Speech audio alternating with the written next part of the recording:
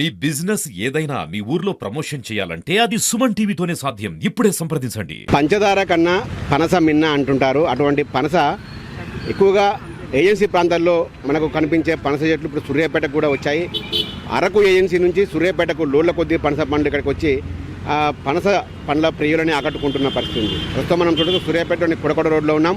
ఇక్కడ పనస లోడుతో ఏజెన్సీ ప్రాంతాల్లో సేకరించిన అడవిలో నుండి సేకరించిన పనస పండ్లను ఇక్కడికి వచ్చి కొంతమంది తమ ఉపాధిగా మలుచుకొని ఇక్కడ అమ్ముతూ కస్టమర్లకు అమ్ముతూ వాళ్ళు క్యాచ్ చేసుకుంటున్న పరిస్థితి కనపడతా ఉంది. అసలు అత్యంత నాణ్యమైన ఎటువంటి కల్తీ లేని పనస పండ్లు, ప్రకృతి ప్రసాదించే పనస పండ్లకు పైన వీళ్ళ వ్యాపారం ఎలా సాగుతుంది, అసలు ఎట్లా ఉంది పనస పండ్ల గిరాకీ అనేది విషయాన్ని తెలుసుకుందాం. ఎక్కడి నుంచి వచ్చారు?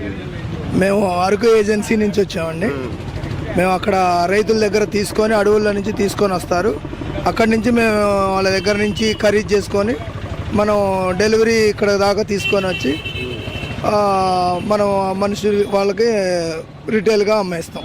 కాయ ఒకటి వచ్చేసి 200, 250, 300 ఆ సైజుని బట్టి అలాగ వచ్చి ఒక్కొక్క కాయ వచ్చి పండు పచ్చి అన్నీ అక్కడి నుంచి డెలివరీ చేసుకొని మనం ఇక్కడ హోల్సేల్ రిటైల్గా అమ్మేస్తాం.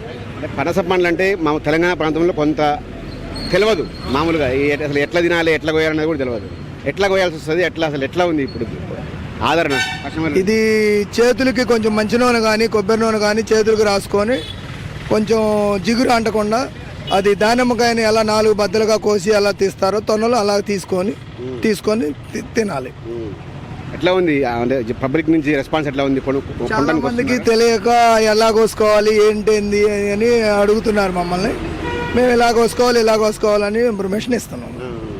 అంతే. ఎట్లా ఉందండి మీకు? అంటే లాభదాయకంగానే ఉందా పనస చెట్లు వ్యాపారం? ఇది లాభదాయకంగానే ఉంది. ఒక పండు మీద వచ్చేసి 40-50 రూపాయలు వస్తుంది. ఒక కాయ అమ్మితే ఒక 40-50-60 రూపాయలు అలా వస్తుంది పెద్ద కాయకు వచ్చేసి.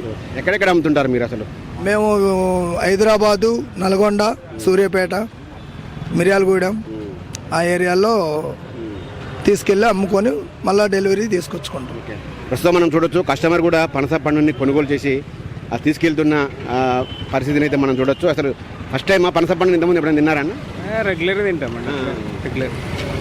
ఇక్కడ దొరకడం ఎట్లా అనిపిస్తుంది సూర్యాపేటలో? పర్లేదు. ఇక్కడ ఏంటంటే ఒక్క బాక్స్ వచ్చేసి 80 నుంచి 100, 120 ఇస్తారు. సో ఇది రీజనబుల్ అంటే 200, 250 అట్లా అంటున్నారు. పర్లేదు.